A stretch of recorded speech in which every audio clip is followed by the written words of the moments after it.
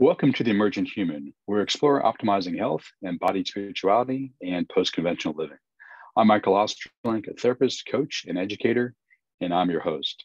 Today's show is brought to you by Somatic Psychotherapy Today, www.somaticpsychotherapytoday.com. Today's guest is Deirdre Fay, who has integrated attachment theory and yoga with trauma treatment as part of her professional work.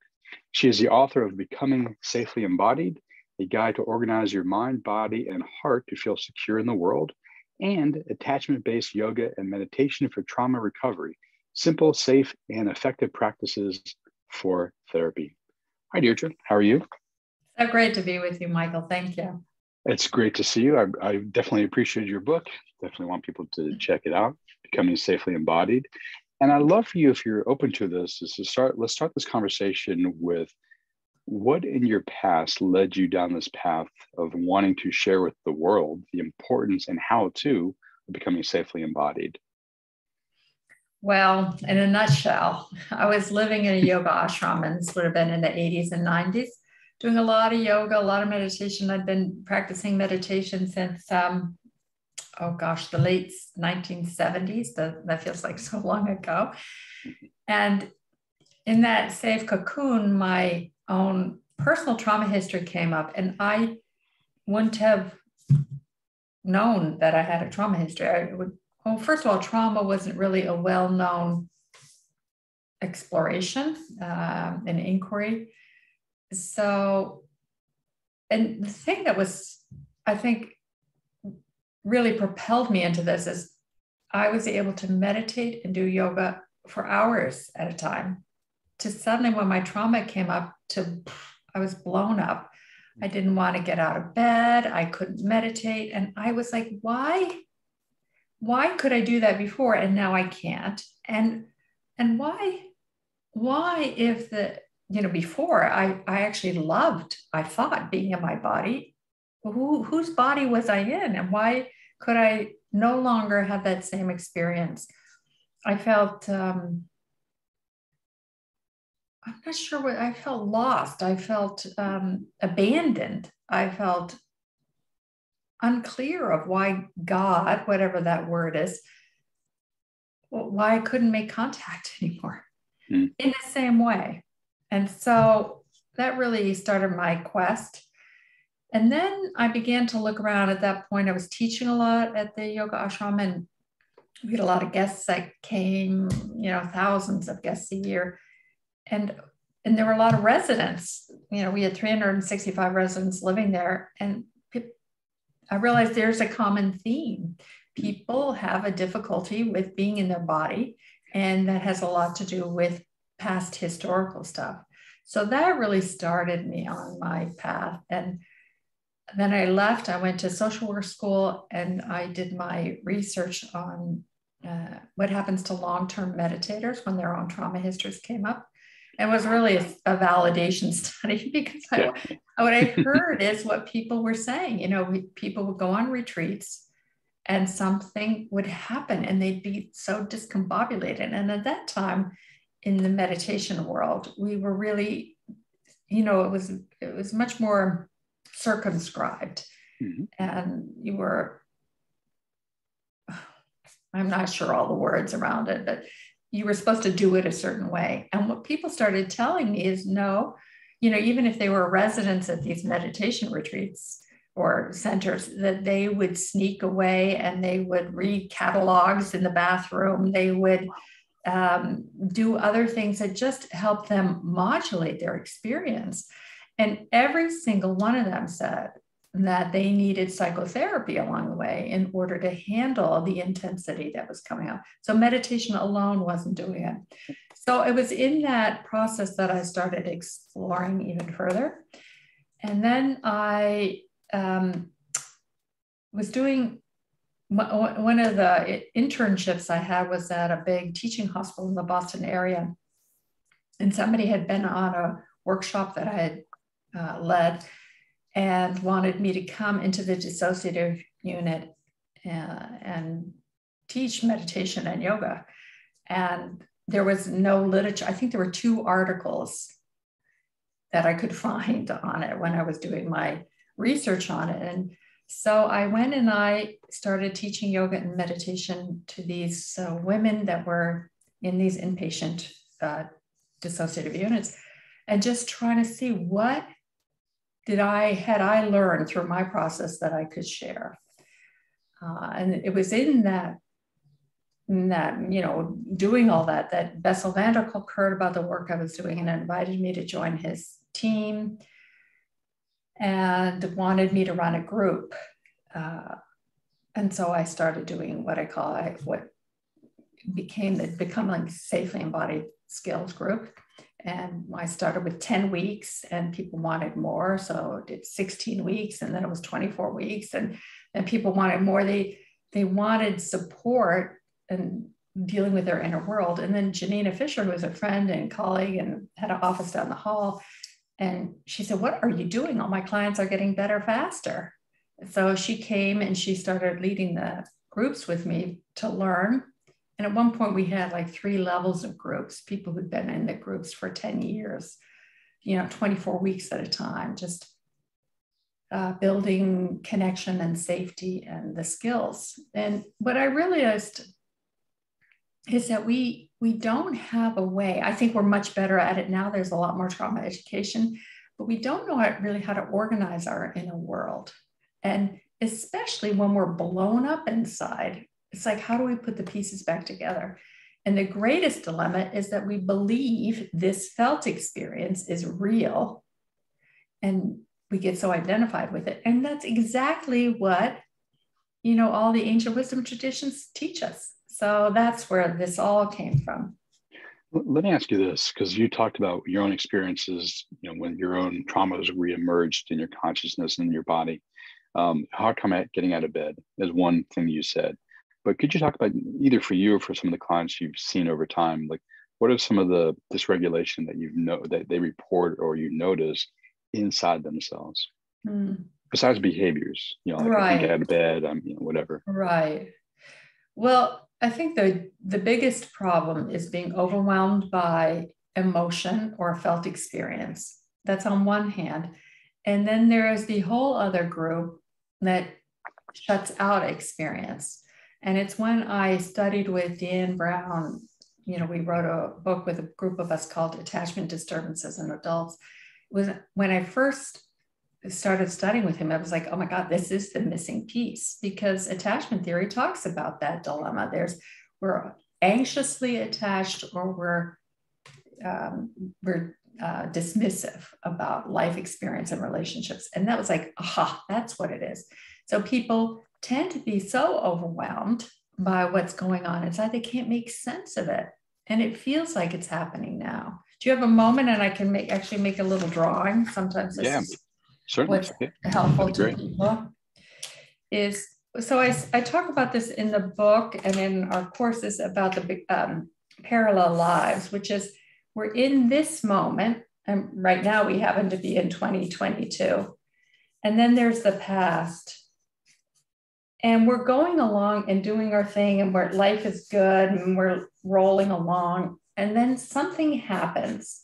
And that something happens blows up our past experience. And I talk about these as time capsules of experience. Now, this is not how memory is encoded, but it just helps to think about it, is that we put these little moments in. So let's say you had a good experience riding a bike when you were 5 or whatever, learning how to ride, or maybe you had a bad experience, but that is, inside our being, a felt experience. And let's say when you're riding your bike, something good happens. Then when you have a memory association, it's like, that feels good. Maybe you're riding a bike now. But let's say you had a bad experience and you're riding along and somebody yells at you, or there's somebody stops you and you fall off your bike, and you're going to go down into this experience, and it's going to come into this moment now. It doesn't feel like it's happening in the past. It's happening now. Mm-hmm. And that's so confusing to us. This conflation of the felt experience, this boundary between the present moment and the past gets blurred. We call it the dissociative barrier.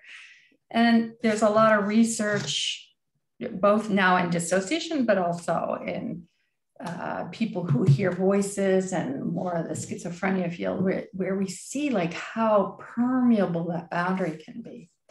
So that's where I think the root of it all is. And either we get overwhelmed and we're flooded by that all the time, or we shut it down and we use all our energy to keep that out so that we can just live, so we can do something, one thing or another.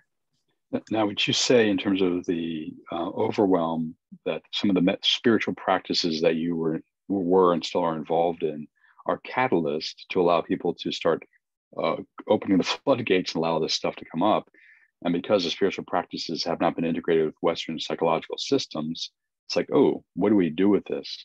You can't just observe it. I mean, obviously you could just observe it, but it would sound like it could be quite overwhelming for many people when it starts coming back into their conscious mind through the physical body. It's true. I think one of the hardest things, and we know this both from anyone who's in a practicing meditation or any of the traditions, and also psychological traditions, is how do we be here and there at the same time? How do we identify with the pain without shoving the pain away? How do we be compassionate? You know, like Kristen Neff and Chris Germer and Paul Gilbert, they're doing great work around compassion, but it's all about how do we incorporate ourselves?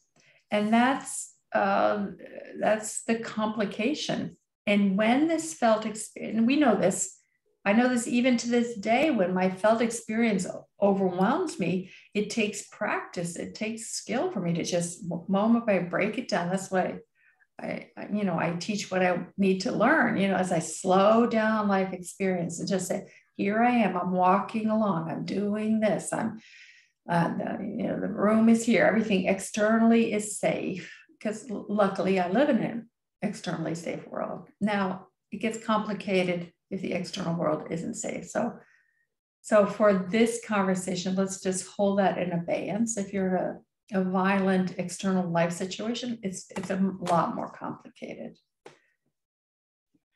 No, I love for you to talk about, so, you work with individuals. Actually, before you even go there, it was interesting. You talked about the first introduction when you're in, I guess, Massachusetts, was with dissociative, people with dissociative disorders.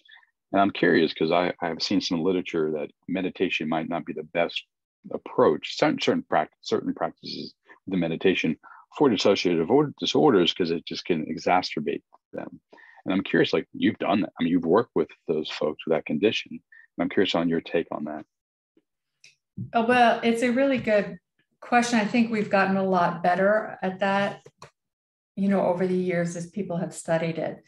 And it's helpful to think about meditation not just in a single frame. That if we look at it, there's concentration practices, and then there's the vipassana, allowing things to come up and pass through. But when somebody has a disorganized inner world, they need to learn concentration practices. And I can remember walking home from work and just being so triggered. And I just practiced concentration, basically saying, I'm triggered. It's all that's happening right now is I'm triggered. And I think I walked an hour home, and that's all I said to help my mind focus and direct itself. And concentration practices are really important in that they say, okay, you want to go here, let me focus on this and just bring my attention there instead of getting caught up in everything else that's going on. Now, what happens is if I need to be able to concentrate and focus and be able to move toward that. And then if it gets too intense, I might get into a bliss state. And that can be overwhelming and scary, because then I feel like the boundaries are gone in some way or another. And so we need to have, use it judiciously. How do I stay focused in enough way, but then also name what's going on? And we know that, those simple skills, being able to name what's happening, make a huge difference. And that being right there. And that's a mindfulness technique, is essentially. So we need to have both. I love that in your book. You make distinctions between those two types of meditative practices. And you also actually offer in a compassionate training too, as a meditative practice too. Right. Which I think is so important because a lot of people conflate, meditation is this, as opposed to, there's multiple different practices in there and they have different effects, intentionally have different effects. So thank you for doing that. That's really important. Oh, I'm so glad. Yeah. Sorry, I just got blurry. I see that. I'm just going to pause that. I start moving around and my camera can't keep up with me. So my question I was going to ask before you did the dissociative thing was at the cultural level, because I think your book is wonderful and it's really important that people learn to be safely embodied, the title of the book. But I find it kind of sad that in our culture, we actually need that, to be reminded of that importance. And I'm curious, what are some of the cultural forces you've seen over time with your clients that you work with that we, broadly speaking, we should actually work on to help us so we don't need to be constantly reminded of the need to be safely embodied? Because these forces, take us away from our body or make our body unsafe or whatever. What are you seeing kind of out there in the culture?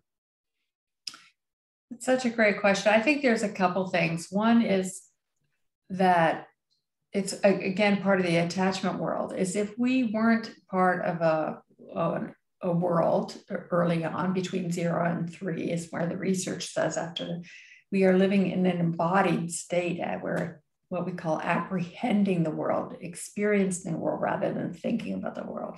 And that as we develop a cognitive capacity, our brain develops, and we start thinking about world. And that's where we get all more the defenses in place. And so psychologically, that's the part of the issue. On an attachment developmental level, that's part of the issue. And then culturally, I recently, about a couple of years ago, moved from the US to France. And it's amazing to me that the culture can have such a difference. The culture here doesn't have the push, produce, strive at all costs. It's much more, it's not quite that it's relaxed, but the emphasis isn't on that. The emphasis actually is more on connection and relationship and time off and enjoying life. And what I've seen then is it's actually easier. This isn't to say that people in France or people in Europe are more embodied. That's not the case at all. But I'm seeing the difference in the cultural forces. When I was in the US, how strong it was to strive and become and push. And certainly when I took the 6.5 years out and lived in a yoga ashram, that was a way to really decompress and be inside. But I would say that's one of the more complicating things, is how much our society and our culture is drawn to not really wanting, we see the crisis in mental health now. We don't really want people to deal with their inner worlds because it's a burden and it's a barrier to productivity. So sad to see it that way, but I think that is the case.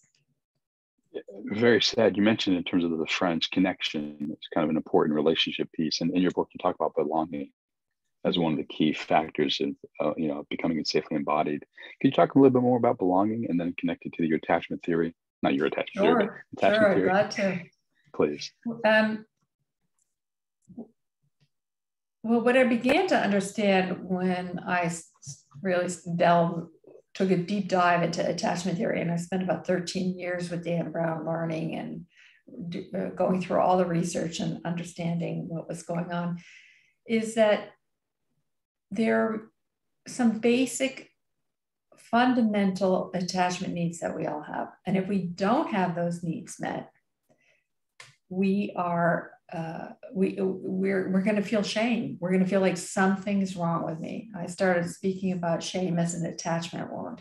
That if I need you, and you tell me I'm stupid or wrong, or I shouldn't be crying, or I feel like I'm a bother. You don't even tell me I'm a bother, but I feel like I'm a bother. I'm going to feel like something's wrong with me.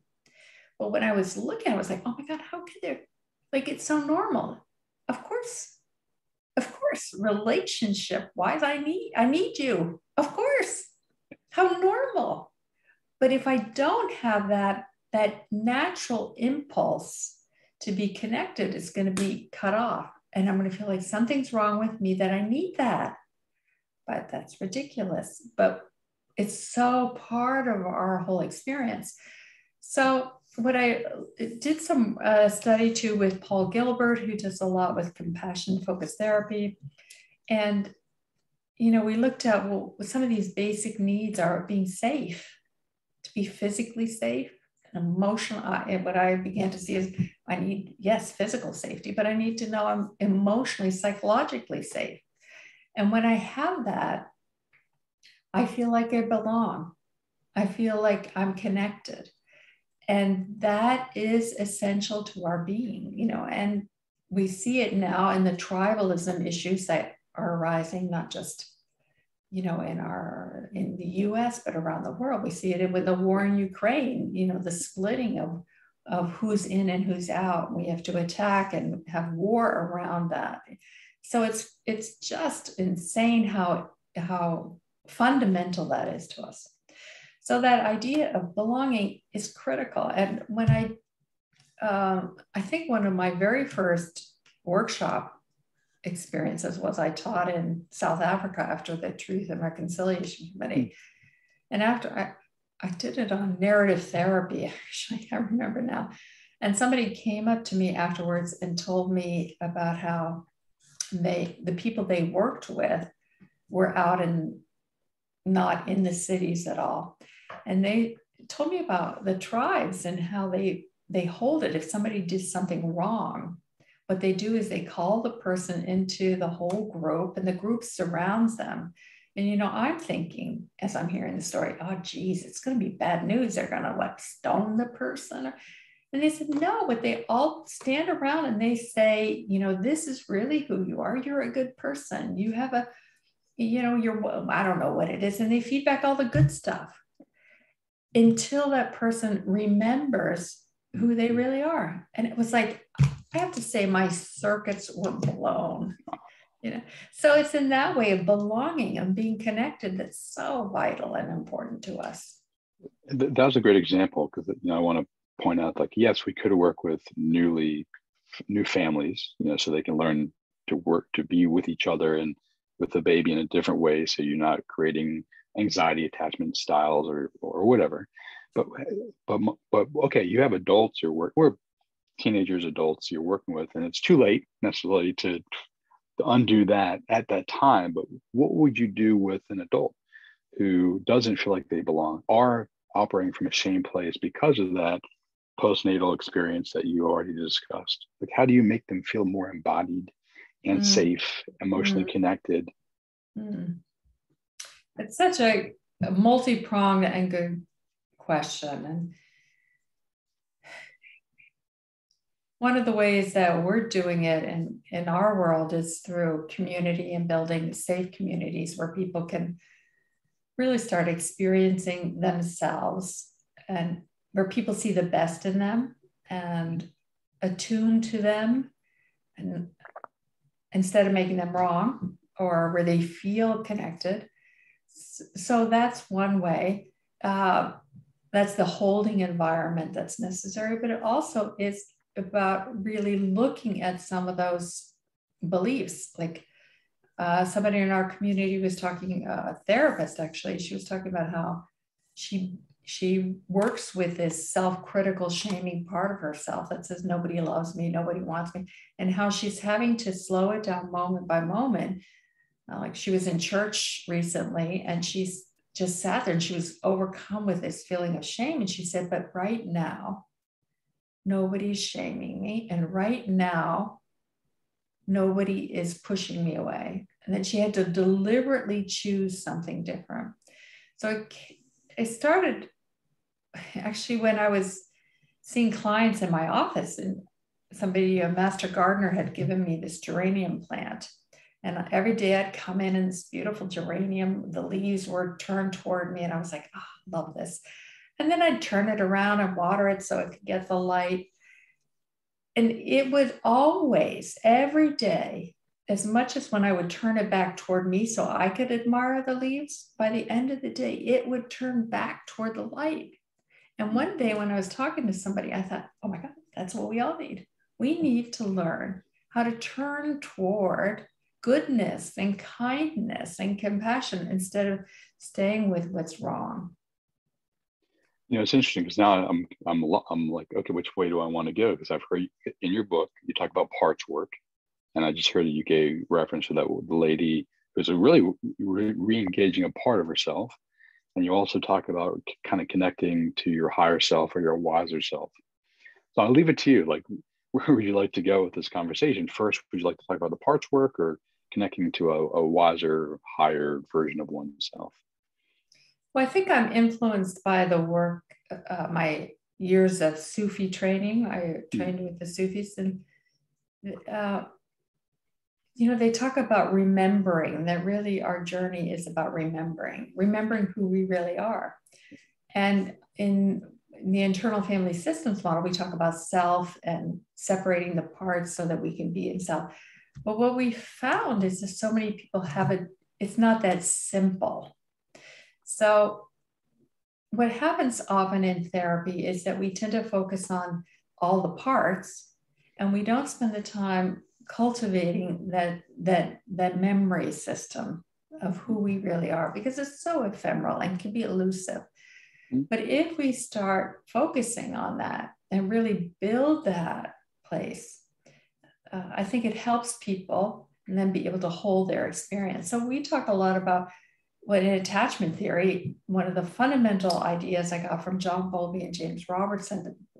Bowlby is one of the, well, he was the grandfather of attachment theory. And they did a research study where they worked with kids in hospitals, and they saw the separation distress that kids have. And the first phase is active protest. And then it goes into sort of despair, and then it goes into detachment.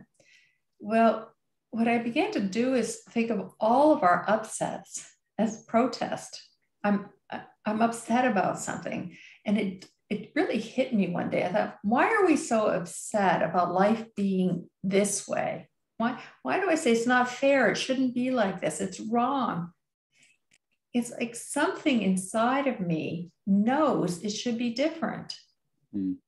If I'm upset and I'm saying you shouldn't be mean to me, what in me knows that you should be nice to me? Something really powerful is. And Patanjali in the Yoga Sutras talks about the opposite. And so we know it in terms of yoga postures. If I bend down and touch my feet, when I stand up, I'm going to stretch and I'm going to move. I'm going to do an opposite of it. But it's true psychologically as well. If I'm angry and upset, what is the opposite? And how do I develop that nourishment so that I can be with this? And I really believe that this protest that we're having is our inner guidance system saying, go here. Don't go to this anger all the time. There's something calling you, but it's so ephemeral and nascent that we don't know how to name it. And work with people, what we'll do is we'll say, so what is it you want? And most people will say, I don't know. And so we look at, well, you're protesting, so there's an unmet need in there. So let's look at, what are you needing? And people, we have some things that we come up with and we see, and then say, okay, so you need that. How do we actually begin to make that so granular and easy that you could take it in and have it and replenish yourself so that it's easier to move through life? I love that, because what I'm thinking, going back to my question on the culture, is like, if this is the kind of the triggered, angry, state over here, like our culture supports this or gives you options to get out, but not to your essential nature. Right. Not back For into the most yourself. part, right?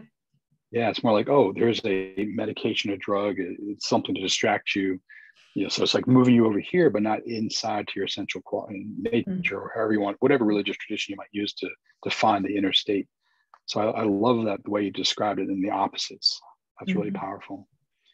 Wow. It's been powerful certainly for me, but also for the people I work with. Yeah. So how might you help a client discover or rediscover, or as you said, remember their essential qualities or essential nature? What practices do you recommend to people? Well, there's something that happens, and it's kind of, I'm not sure what the right word is. When we are caught in our protest, but we start naming what we need, there's like it's like something lands inside. We line up. And so if I can say, oh, well, actually, I saw Bowlby do this when he was talking to a client at one point, and the client was upset and really lost in an experience about her mother. And Bowlby said to her, "Your mother hated you." And the client went like, yes. It was like being, that's true. So landing there and then acknowledging, what do you need? You need to be loved. How normal. How normal. The system quiets, the attachment system quiets because you get what you need. Yeah. Then you can look at, well, how do you want to be loved? What would that look like? How would you want that to feel inside? And how do you train your body, mind, and heart to actually have that experience instead of the old familiar one? Well, that's a good question, because one of the things you talk about in your book is distinctions or differentiating thoughts and feelings. And I'm curious for you, because someone might get it cognitively or intellectually, like, oh yeah, I know my needs need to be met. They weren't met. This is why this protest occurs. But that's different than like really getting at the heart, inside the body, inside the emotions, not just cognitively. Can you speak a little bit about that? It's a lifetime work. And yeah. I think that's why I like the Sufi work too. It's like, that's the job. That's what we're here for, is how do we remember ourselves so that we can actually be ready to let go of this life, that when it's time to let go. But let's say the simple thing, because we all want to love and be loved. It's just fundamental to all of us. Well, we can have that as a concept, but really our heart says, I want to be loved in this way, not that way. And each of us is going to have a unique way that we want to be loved. But until we know that, we can't, the old memory systems come into play and we keep reactivating the old neural networks. But so what would love look like? I worked with a dissociative client years ago who was, she really, because she grew up in she was African-American, she grew up in a horrible environment. And her entire family, I could have diagnosed with dissociative identity disorder. And she said, all men, basically, she believed all men were perpetrators. And I said, come on, okay, so let's work with that. And so over time, and of course it took time, it's like, so let's look at this man and that. When you see that magazine, what happens in you? Is that man a perpetrator when he's looking at that child? And then Barack Obama came in and she loved Barack Obama. And I said, so with Barack, with his kids, is he a perpetrator? So challenging those old belief systems, that defensive structure, because really that's what it is. I'm going to keep you out because I'm afraid. So let's challenge that defense, but also build up inside. Like, what's it like when Obama looks at his daughters? What happens inside you? There's a softening. Okay, just hang on. Don't make a big deal out of it. Just soften, let the softening happen and see that out there. And you link the two together. And so you're linking together something instead of the old memory system. And over time, she really was able to change that until she never really had what you and I might think of as intimate relationships, but she had much more supportive and encouraging relationships with men over time. It's good. And I noticed, like you talk about keeping someone away. You physically, showed us like what that's like, and then kind of getting re-embodied and opening the heart. And I'm curious, like when you work with clients, how do you, not just conceptually, like let's walk through how you do these things, but like how do you help them actually feel how they do their body in their relationships with themselves and other people? Well, I can think again to the attachment research, and I call it the embodied attachment cycle. So if you think about it, an infant lays on the ground and they have no muscle structure and they're just completely relaxed into the world. But then as they grow and develop, they see something out there and they might reach for it, but they can't get there. And so to get there, they have to literally push against something to go toward. And then when they grab, we see this with, certainly with infants, as they see their toes out there and they reach for their toes, and they grab their toes and they reach, grab, and pull it toward them. And so you can see this cycle with people, with kids, with human beings.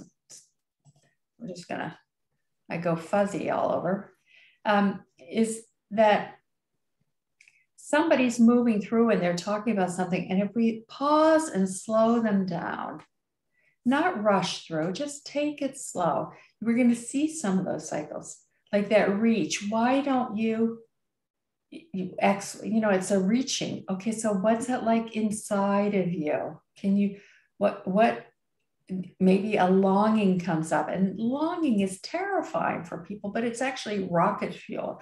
If I can let my body hold a little bit more of that longing to make contact, maybe it is, so it's small little things like that help connecting up both the attachment cycle and the somatic cycle.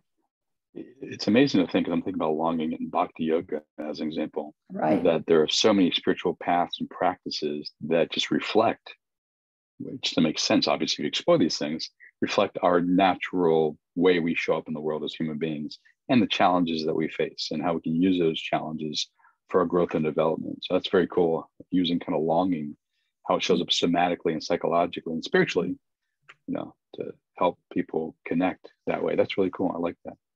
It's a necessary rocket fuel to go from our human, to talk about emergent human, to go from here to where we want to go. Yeah, exactly. So you're obviously very well read, and like to explore lots of different, subject matters and spiritual practices and psychological systems.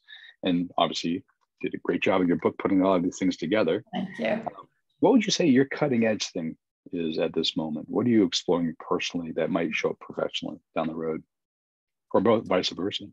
Right. Well, I really come to believe that life and our traumas are a modern day bodhisattva training. Some of my Buddhist practices have been about training myself to take on life not as a problem, but as a way to grow and develop and flourish.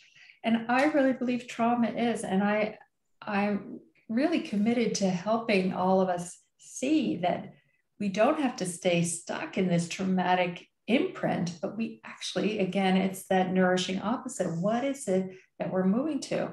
And that we need each other to be bodhisattvas. We need people to actually be willing to take our suffering and turn it into compassion.